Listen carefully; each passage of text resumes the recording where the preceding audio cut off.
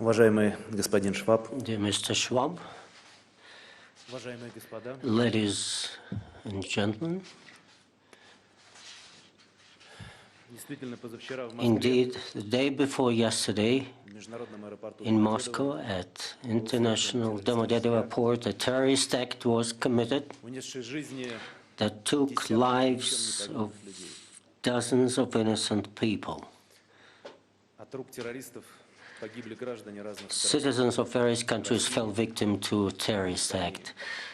Citizens of Russia, United Kingdom, Tajikistan, Ukraine, Германии, Germany, Австрии, Austria, Киргизии.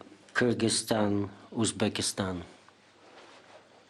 Пострадали более сотни человек. More than 100 persons were injured. They are now at Эта hospitals. трагедия стала That tragedy настоящим потрясением для indeed российского shook the entire Russian общества, society, что наша страна although our country, подвергалась испытаниям.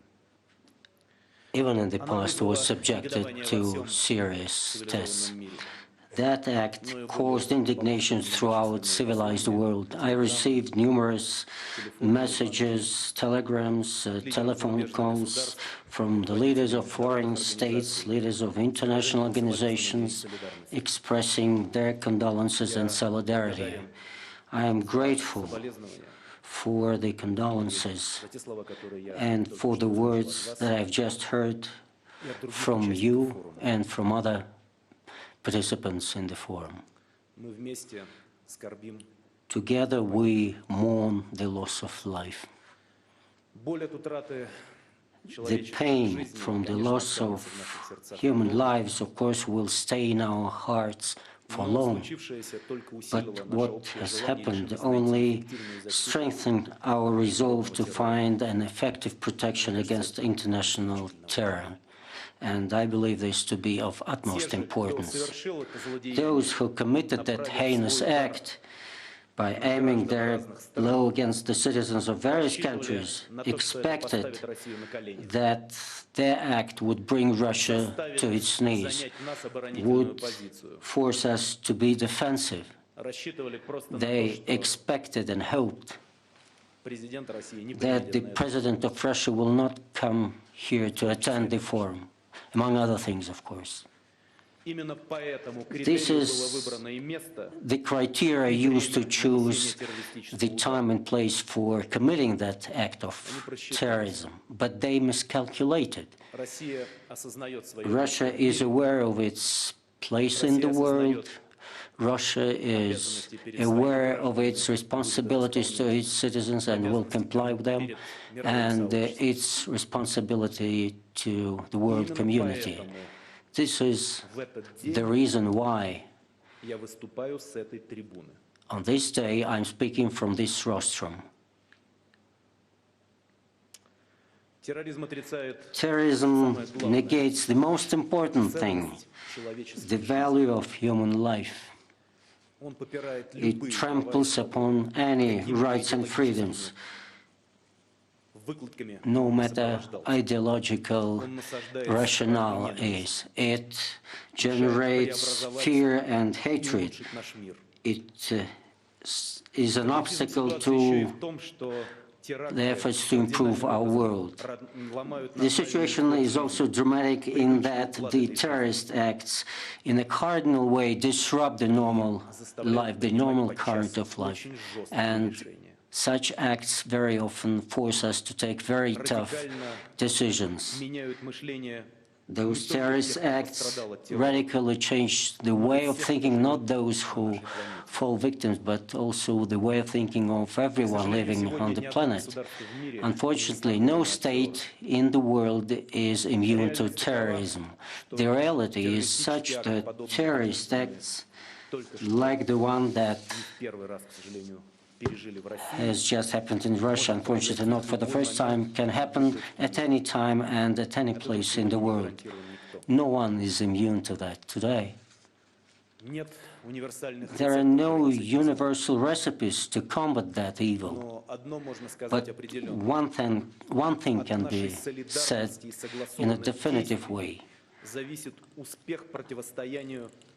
Our success in countering this common threat depends very much on our solidarity and concerted action, particularly during the period when globalization has made our world much more interdependent than it was some time ago, and we have to enhance and build upon our efforts in our joint struggle against terrorism. We have to do all we can to influence, if not the ideology, then at least the social and economic roots of terrorism: poverty, unemployment, illiteracy, parentlessness. And we have to ensure that global development is stable, safe, and just and fair. Once again, let me sincerely thank you for the manifestation of your feelings. Our forum is conducted during the time when many tend to speak of the end of the world financial crisis.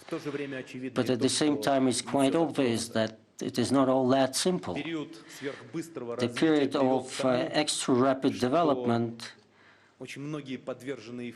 has resulted in many people becoming euphoric, but the crisis has sobered up everyone. But we have coped with only one part of the symptoms of the crisis, and so far we have not found a model for growth, and economic development therefore is bound to be slower than we would like it to be. At the same time, we have learned serious lessons not only from the economic experience. Present-day civilization technologically is well developed, at least if we compare it with what it was like 100 or 200 years ago.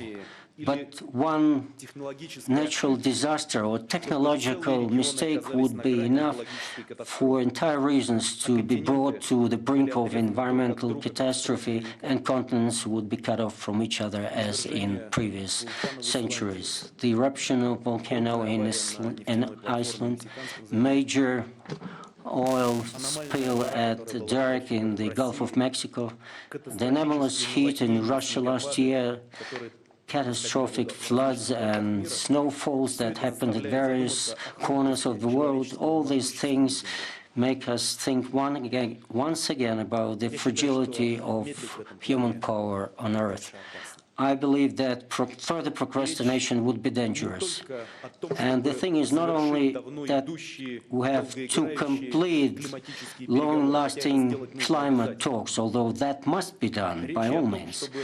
What is at issue is also the establishment of a common monitoring system for the environment and hazardous facilities, and a common system for early warning and alleviation of emergencies. Russia has advanced that initiative, and I hope that our partners too will agree that this question is long overdue.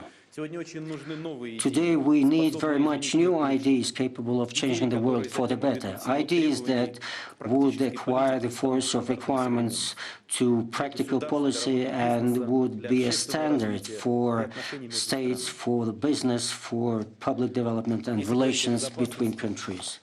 Speaking of security, Russia some time ago expressed its specific proposals for concluding a new treaty on European security, and I believe that such topics can be discussed everywhere that would be useful, including here at the Economic Forum in Davos.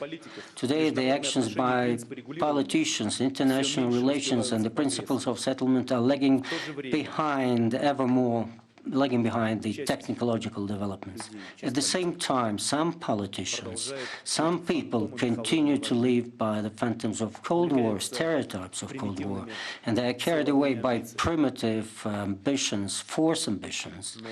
But during this particular time, a great amount of people, almost 1 billion people, let us think about, are using social networks.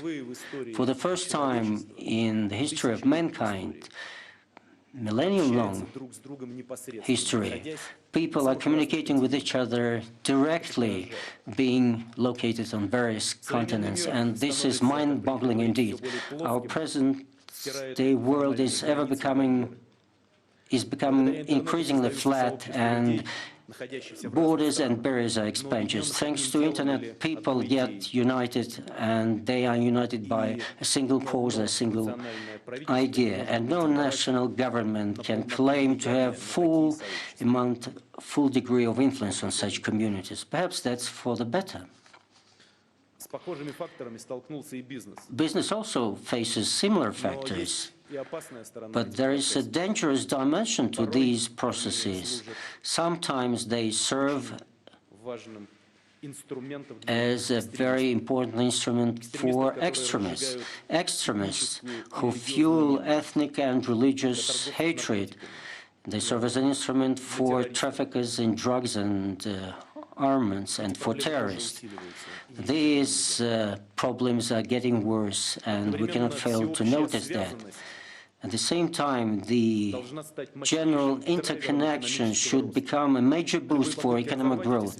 Any attempts to cut off those ties, for example, attempts to limit the freedom of internet or the spread of innovation, I believe everyone would understand that, would result in stagnation for the world. Russia will not support initiatives that call in question the freedom in internet. Of course, freedom, which is based on the requirements of moral laws and legislation. Dear colleagues, our task is to use all the possibilities in order to make our new world a much more fair and just world, as believed by many citizens of our countries. A world where success will be determined much more by talent and work rather than by the place of birth or the family circumstances. A world where billions of people will be directly communicating with each other. A world where people are not afraid of authorities and international relations are free from double standards and hypocrisy. A world where it is much better and much more efficient to work together, to work jointly. All the more so since in many countries we have new generation of leaders that have come to power, a new generation that came into being after the end of the Cold War. And we, and I'm referring to Russia, can discuss and implement our dreams together. We are prepared and willing to do that. All that should compel us to move ahead towards a greater level of transparency and coordination. I believe that the positive trends, as referred to Mr. Schwab, in relations between Russia and the United States are good examples of new principles and approaches in international politics. And by the way, I'd like to remind you that yesterday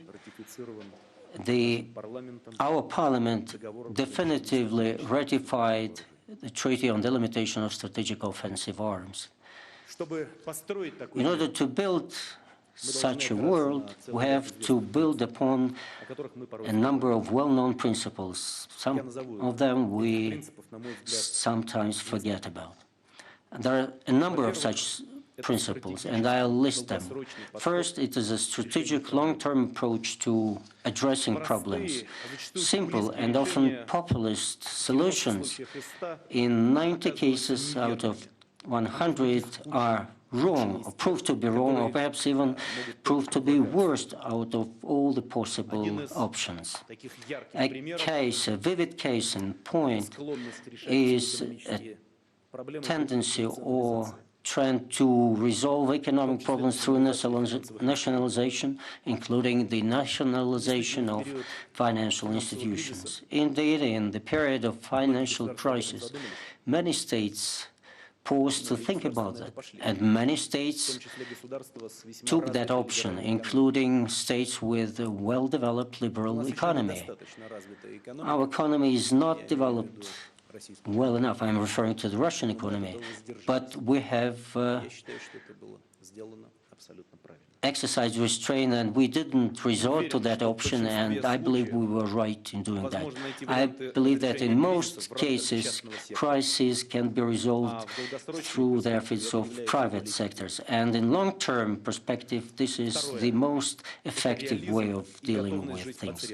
Secondly, it's realism and willingness to live according to one's means. During the crisis, many bubbles were punctured, not just financial bubbles, but also the bubbles of complacency. I believe that everyone understands that we are not immune, we have no insurance against the emergence of new such bubbles. The right to risk is a part of free economy, but that right should be balanced by relevant responsibility. The right to excessive rights is something that entrepreneurs should have, citizens should have. And no doubt scientists should have that right, within reasonable limits, of course. But states cannot have that sort of right, or the world as a whole, the right to excessive risk. Present-day realities in many developed countries is such that they face the problems of sovereign debt, budget deficits, and, despite all of that, unwillingness to cut expenditures. Such a situation is fraught with new economic and political crises for the world. By the way, very indicative in that regard is the annual address by the President of the United States, addressed to the nation, which spoke of the five-year freeze on budget expenditures. This is a serious measure. Thirdly, I'm referring to global partnership and the right way to organize it. No matter how difficult it is to renounce the practice of individual or narrow group interests, that is something that needs to be done. The establishment of the G20, and I'm quite frank in saying that, is a major, huge step forward.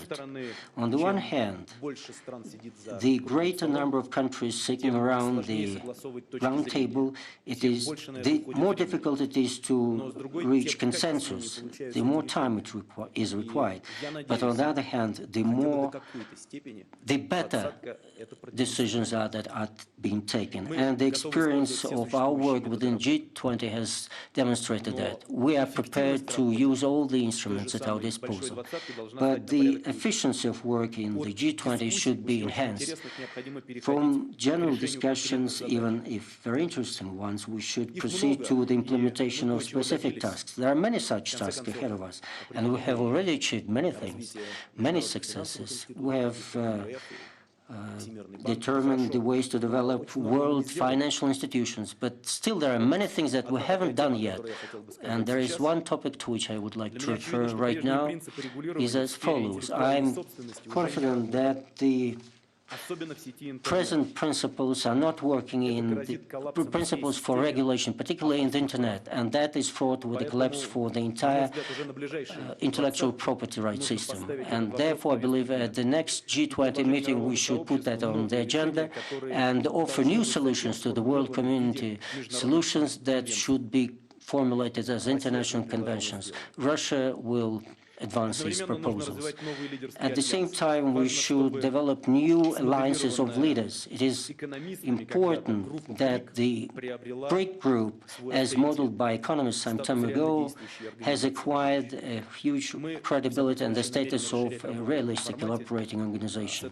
At least we intend to expand our work in that format. Starting this year, South Africa is joining this format. Now it is BRICS, no longer BRIC, but BRICS. And these are countries that stand every chance to be the leaders for global development and to shoulder responsibility for that process. I believe that one of such ideas could be implemented in very shortly, that is to include the currencies of BRICS countries in the IMFSDR basket. And fourthly, it is diversity, the fact that various economic models exist, market economy exists in the world. It is rather an advantage than a disadvantage. The crisis has demonstrated that the models that were not perfect were shaken and suffered major losses. Therefore, one format world, no matter what the format is full of risk. And multi-format world is capable of compensating for such risks and provides an opportunity to adapt to new challenges. A few words about Russia. Russia is very often criticized. Sometimes the criticism is well-deserved, sometimes absolutely not. Russia is rebuked for the lack of democracy, authoritarian tendencies, the weaknesses of legal and judiciary systems. Today, we are the way we are. And let me tell you that Russia indeed faces many difficulties in building the rule of law, in creating modern state-of-the-art economy. Russia, in the highest degree, has been confronted with the evil of terrorism and extremism. Russia has many social problems to cope with, although in recent years we succeeded in resolving many of them. Finally, Russia, all the decision makers in Russia are not immune to ordinary mistakes. But one obvious thing should be understood.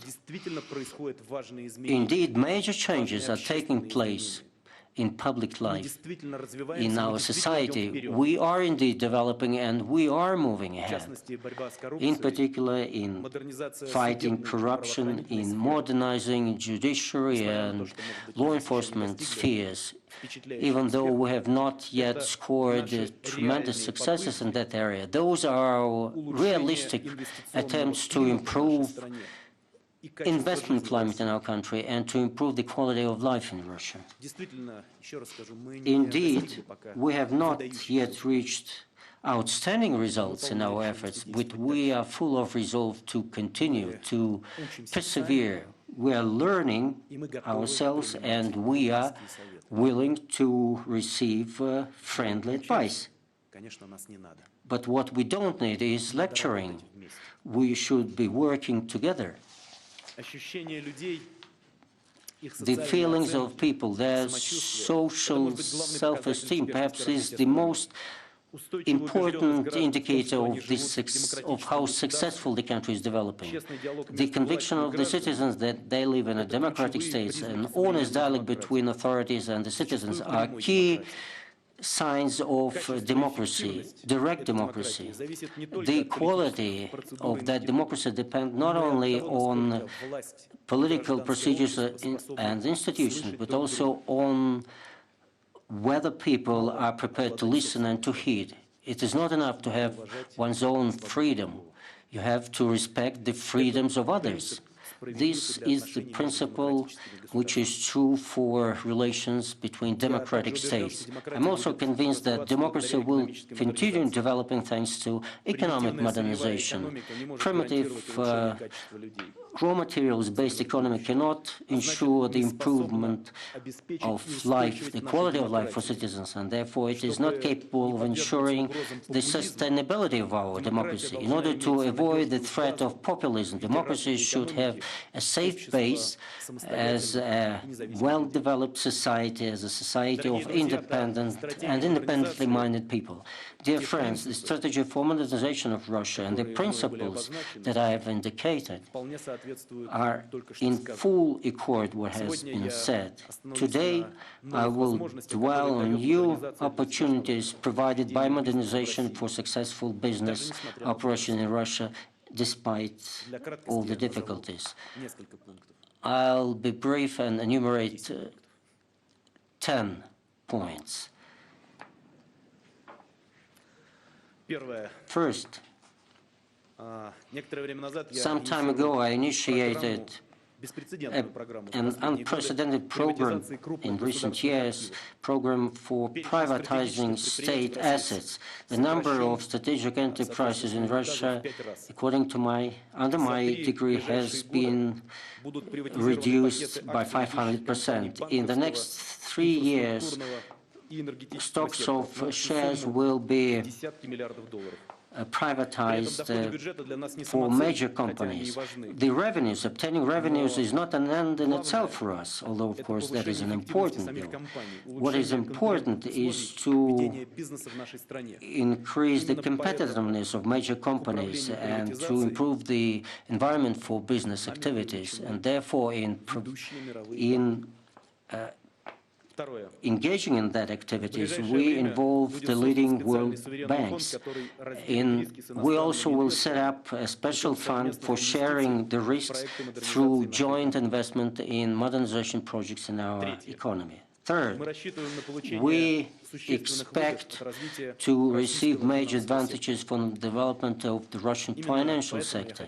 This is the reason why I'd like to once again announce in this room that we will not introduce any special taxes in the financial sector. On the contrary, as of January the 1st, we have abolished the tax on the selling of securities in carrying out long-term investment.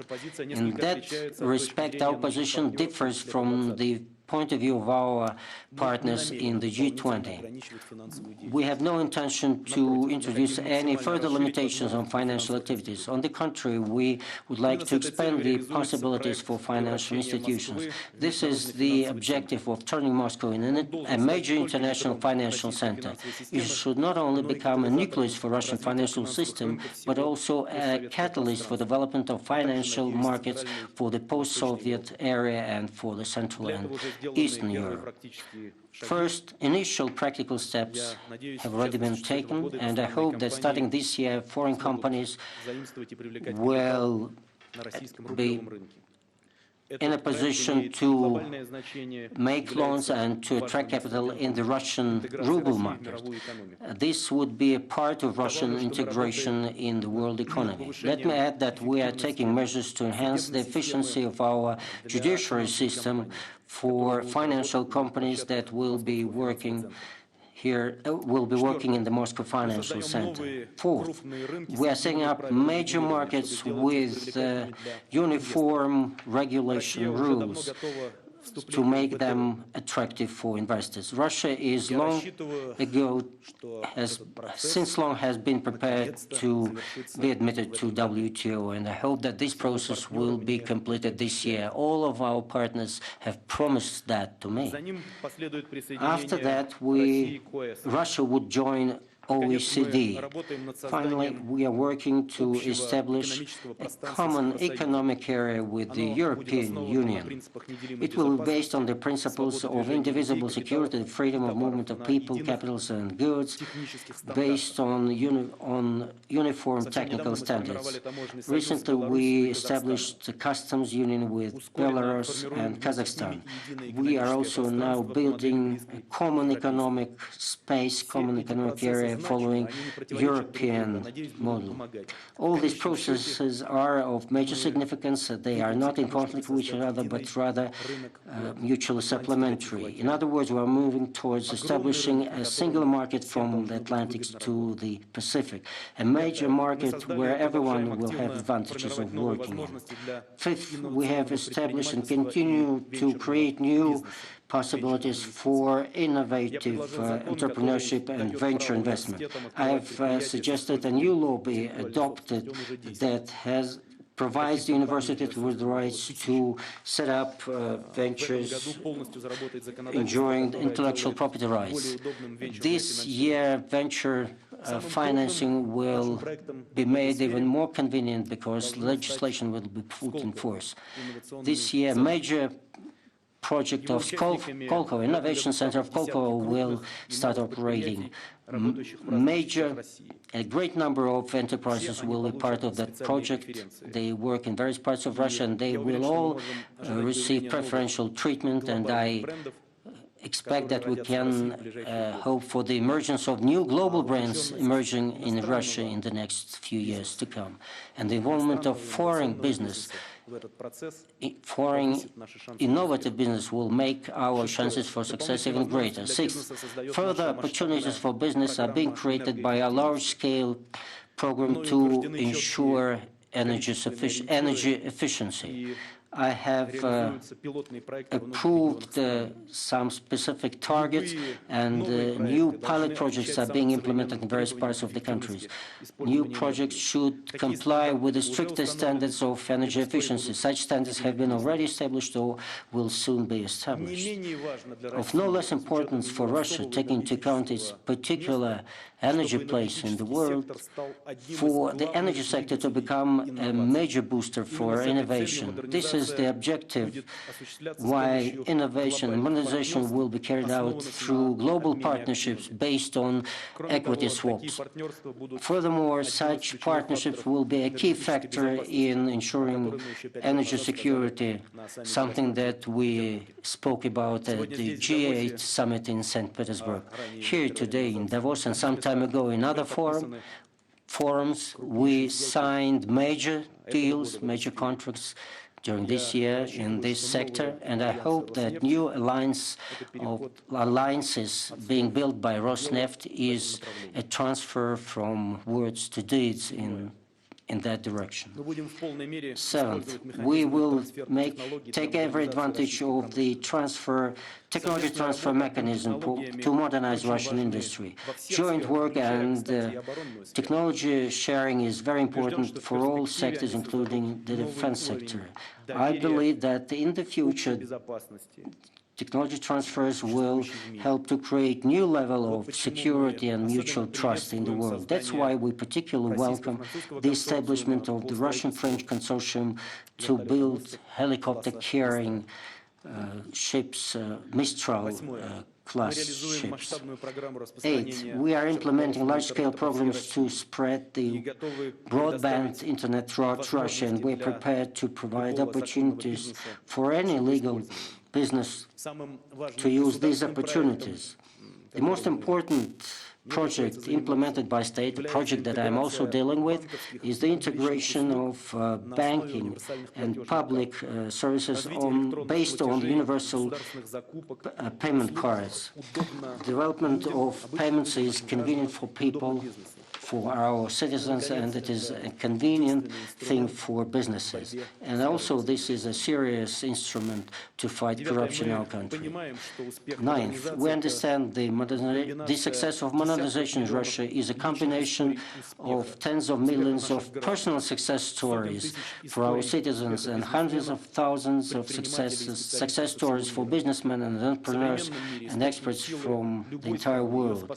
In the present-day world, the source of any country and its ability to lead in the world economy are clever, smart, well-educated persons who have the knowledge and have desire to work creatively. In the next 10 years to come, I believe thousands of our experts, bureaucrats, and specialists will obtain Master of Art and PhD degrees in the leading universities of the world, and later on I hope they will take key positions in Russian business, in state administration, in science and higher education. Our task is to turn Russia into a more attractive place for the best minds of the world. I believe this is a realistic task to attract thousands of best scientists, scholars, and engineers to work in our country. The inflow of foreign experts is needed for us to learn best practices and to create a good environment for the work of our experts. This is the reason why we are willing to unilaterally, automatically recognize diplomas and scientific degrees obtained in the leading universities of the world. Now we are working on the project in that area. Now we have improved the migration regime for highly skilled experts coming to our country. The business representative has asked me to do that, and I have done that. 10th.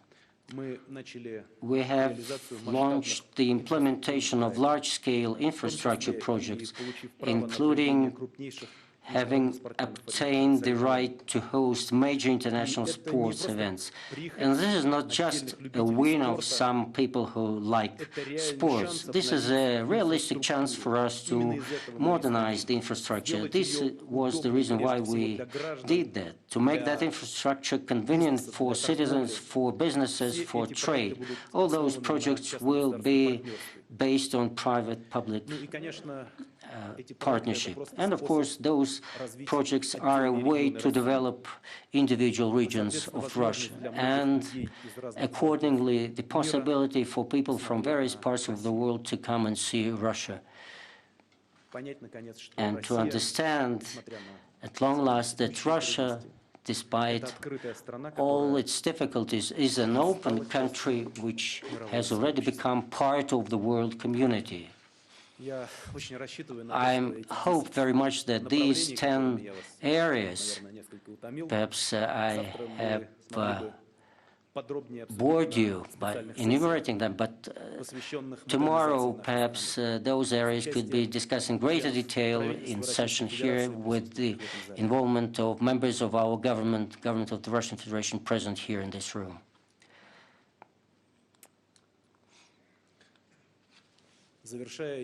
To conclude, I cannot fail to what I said at the beginning of my statement. All our efforts to restore and further develop world economy would be futile if we fail to overcome, to defeat terrorism, extremism, and intolerance. If we fail to unite in order to eradicate that evil forever, the evil that is of greatest danger for all of mankind. And let me stress once again, our success on this road cannot be ensured by efforts of states alone. What we need is a broad-ranging dialogue with the various structures of civil society, expert communities. They are in position to play a major role in the education sphere, in advancing the ideals of tolerance and mutual understanding among various social groups. Regrettably, I am compelled to cut short my stay here at the Davos Forum, and tonight, right after this session, I immediately go back to Moscow. Thank you for your understanding.